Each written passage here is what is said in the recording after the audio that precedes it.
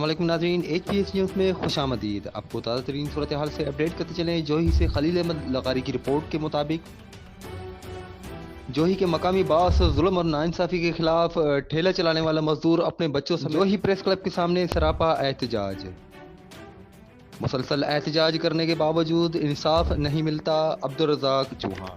गुलाम नबी बाहोटा के खिलाफ सख्त कानूनी कार्रवाई का मुतालबा, आला हुकाम नोटिस लें। मुसम्मत शादिया।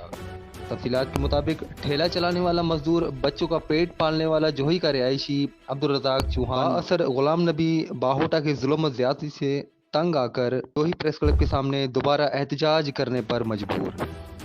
मुसलसल एहतजाज करने के बाद भी कोई सुनने को तैयार नहीं। उस मौके पर मुसम्मत शादिया अब्दुल रज़ाक ने इल्ज़ाम लगाते हुए मीडिया को बताया, गुज़िश्ता 6 माह कबल मकामी बाअसर गुलाम नबी बाहोटा ने हमारे बेटे 16 साल शान चौहान पर पानी की मोटर चोरी का बेबुनियाद इल्ज़ाम लगाकर मुकदमा दर्ज करवाया था, जो साबित ना हो सका।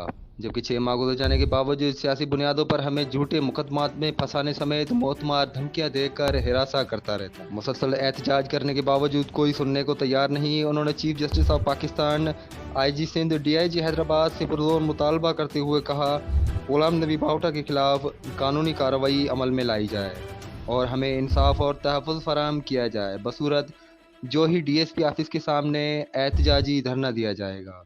मज़ीद तफ़सीलात के लिए देखते रहें HPSnews.tv।